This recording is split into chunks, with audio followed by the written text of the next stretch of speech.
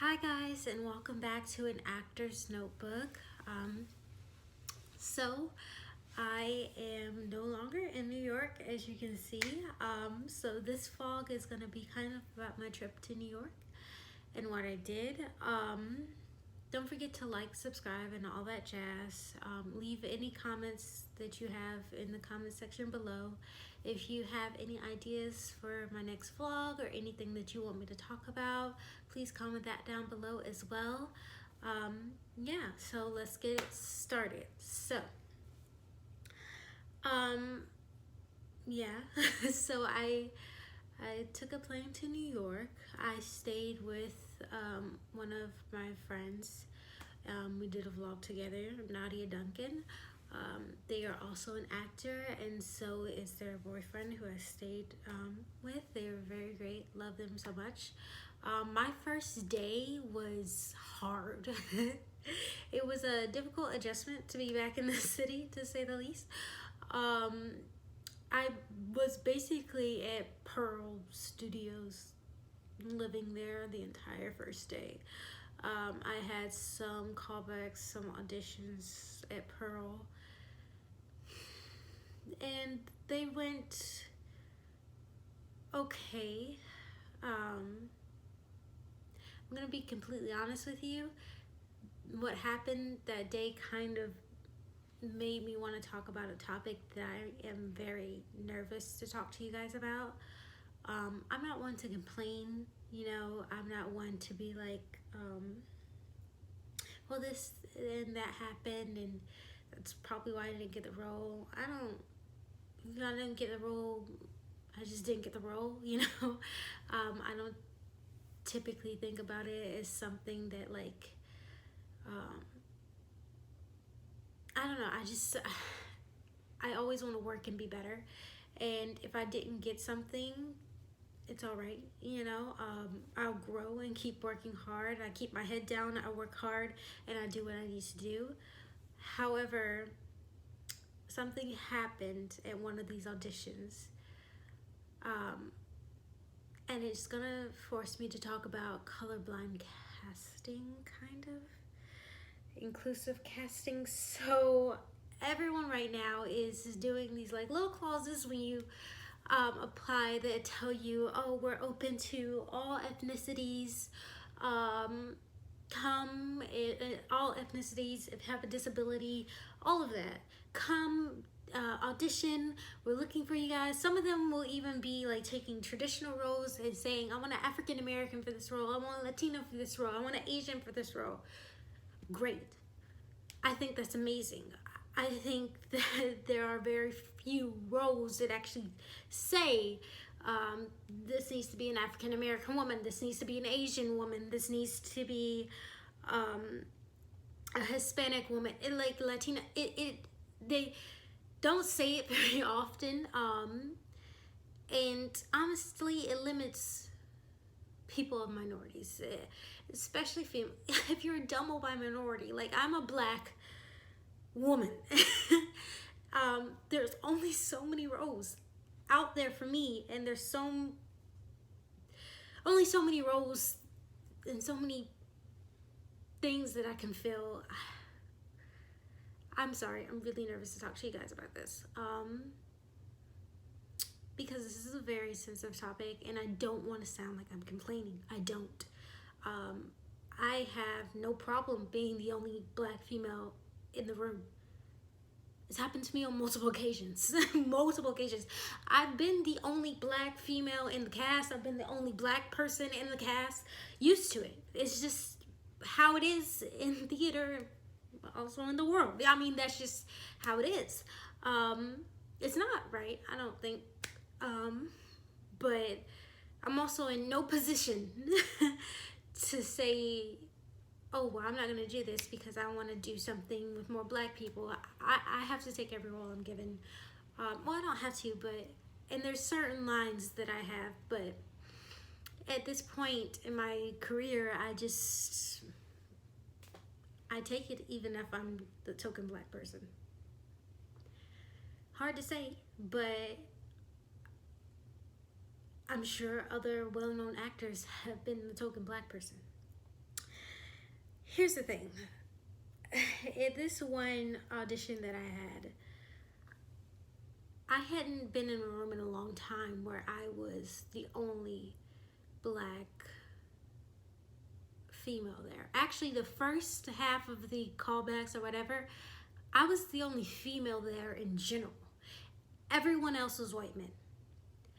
And later on, 2 white females came. I was like, okay. But I was the only black person the entire time. And they had a good list, a good long list of people they were seeing. And the way that they treated me, I felt like I was a box to be checked. Like, I felt like they had put on their application on Backstage on Broadway World that they were inclusive and they were looking for people of all ethnicities.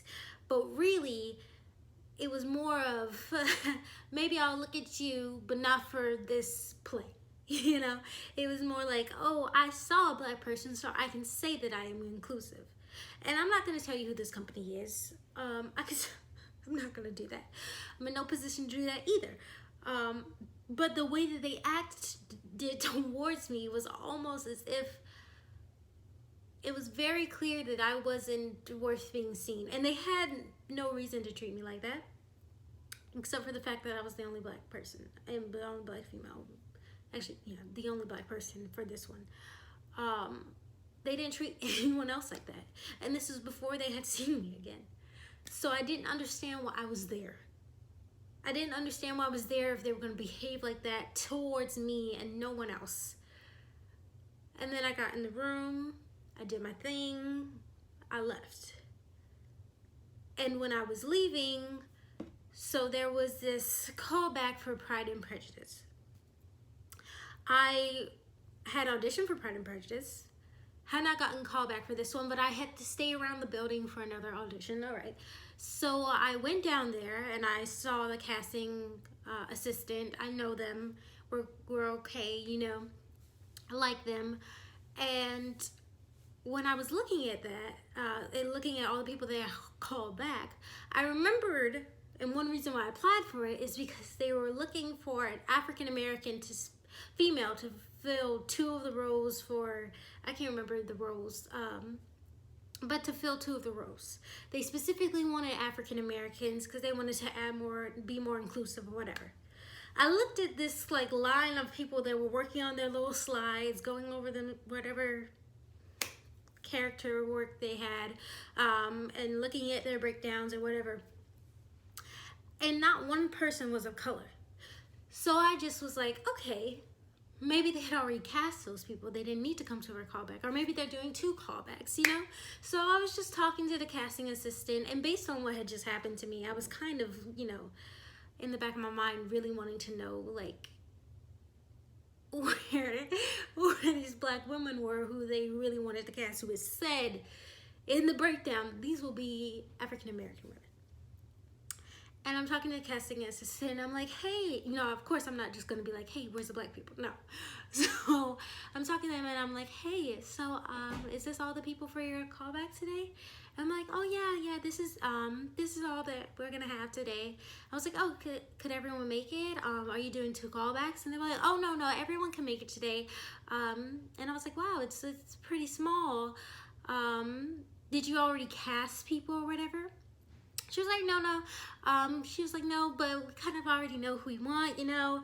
But these are all the people here who were getting called back. We're just gonna look at them. No one's been cast yet, and this is the only callback.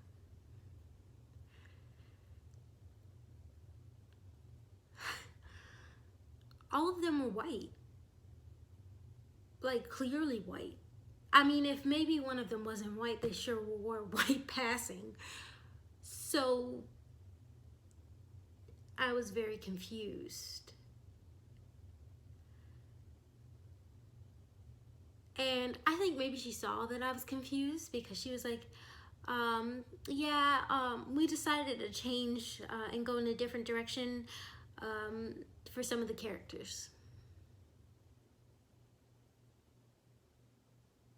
You know, oftentimes And when people put on their list that we're inclusive, come any minority, any disability, I wish that they would stick to that. I wish that they would be honest with that.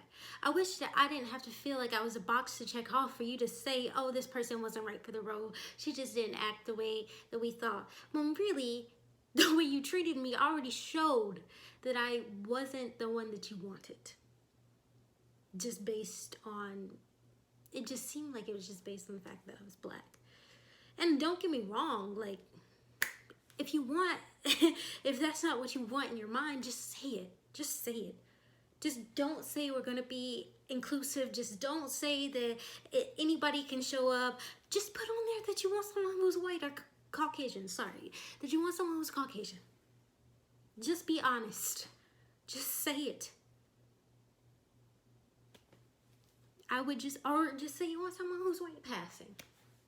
Just say it. Because it doesn't make, I'm not going to speak for all black actresses, so it doesn't make me feel good to put so much work into something. To fly to New York, don't get me wrong, I was flying to New York for other things, but to fly to New York and put all this effort in, only for you to not really want me. Or maybe you're thinking of me for another role. And I've had that happen before. I've gone to auditions and I've been sent emails that were like, oh, you just weren't the right look for this character, but we were really hoping that maybe you can make it to the audition for this. And surely enough, the character in the play, the woman has to be a black woman. So, and I've taken those roles. I've gone to those auditions and I've taken those roles, even though they didn't want me for the other one, even though they saw me specifically for this black female role. I don't have a problem playing a woman that's specifically supposed to be black. It's easier, it's easier for me to get those, and I enjoy being a black woman. I'm proud of who I am, and I have no problem playing those roles. And I have no problem being the only black person in the cast. I do, however, have a problem with people writing on there that they are inclusive just so that they can show to everyone, hey, look, we're not only casting white people, we're coming up with the times. Come on. Audition. No matter what. Come on, audition. Only for you to choose an all-white cast. Just be honest. And I'm sorry if maybe it's true. Maybe I just wasn't what you, maybe you just didn't like my acting. Maybe you would have behaved differently if you just didn't like my acting. But I mean, maybe. If you didn't, I'm sorry. But this has happened on multiple occasions, and I'm just kind of tired of it. So yeah, that was a hard day. After that, I had some meetings with someone in the film industry, and that meeting went really well. I really enjoyed myself. We talked a lot. And then I had a meeting with one of my professors, Imani Douglas, living legend. She has worked with amazing people. Denzel Washington. She has a million stories about Denzel and his wife, who's also an actress, which most people don't know. But she's fantastic. And Imani has been in this business for years. She's a director, a playwright. She directs plays and films. So she splits her time from New York to in LA. She's also a teacher at SUNY Purchase and a teacher at NYU. I love her. She casts a lot of her students, which is great. But yeah, so I had a meeting with her just because this is I wanted to talk to her kind of about what happened. And she told me that honestly, when she was coming up, it was different. There was a lot more black theaters than there are today. So she's like, I'm seeing all of my like students and all of my, basically her children, because she loves us, my children going out into this world, and they're having to experience life completely differently. You're having to go into these places where you're the only black person and fighting for these roles that typically they might want a white person for. When before you could go into a black theater and you wouldn't really have to fight as hard, because it wasn't like you were fighting to, I don't know how to describe it, but sometimes it feels like you're fighting just to be seen as anything other than just a black actor. You're fighting to be seen as a good actor, just to be seen as an actor. Now, don't get me wrong, I have no problem being a black actor. I'm black and I'm an actor. That's essentially what I am. But when they look at me and they see, oh, you're a black actor, she needs a black role. Instead of just seeing, wow, look at her emote, you know, the way she uses the language. And don't get me wrong, some black actors are just amazing, and you don't think of them as black actors, you think of them as just amazing actors. Viola Davis, ugh. But she also had to fight to be seen as more. So, I don't know. It was just, talking to Imani actually made me feel a little bit better, oddly enough. Because, you know, I'm not the only one. And I know I'm not the only one. But I haven't been put in a position that made me that uncomfortable in a long time. And so it kind of threw me off guard. But yeah, all in all, I had a great trip in New York. I had great meetings. I had a great talk with a professor who I love. And my auditions, I am proud of them. Regardless of what will happen or what did happen, I went in there and I felt good about the work that I was doing. I don't know if I ever get to a place where there will truly be colorblind casting. I don't know if I am for it or against it at this point, honestly. All I know is that I wish that people were a little bit more honest. And I wish that I wouldn't have to put on all this work just to be seen, or really not seen, for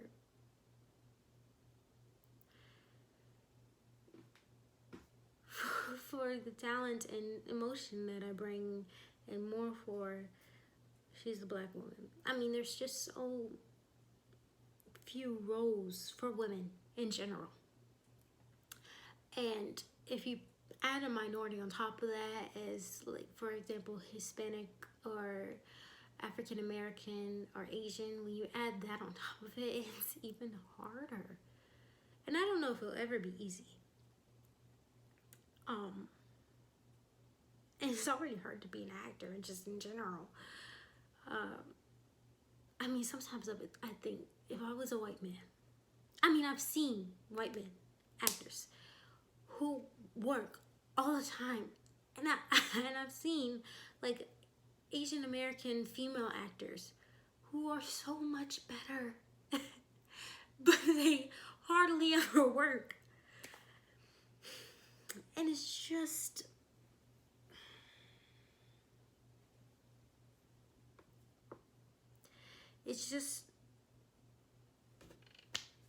it's crappy.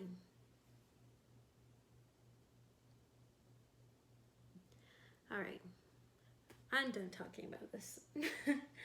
I said what I had to say. Regardless, I'm gonna work hard. I'm gonna go into every audition and do work that I am proud of. And I have no problem paying my dues to get to where I can tell you the names of these companies that pretend like they are inclusive. And one day, when I open up my own theater company, which will be one that I'm gonna have many all around the world. Just to let you know, I will make sure that they are truly inclusive, and I will make sure that everyone is heard and everyone is seen. Thank you guys for watching. Like, subscribe, and comment. I'm sorry that this one was kind of a downer. I'll do a fun one later. But I think this was important. I'm sorry if you didn't like this. I'm sorry if you felt like maybe I was attacking you or someone. I'm not. Okay, I'm not. I'm just speaking my truth. And if that's not your truth, then I'm sorry, I don't know you. Speak your truth. I'm gonna speak mine. Thank you so much. Bye, guys.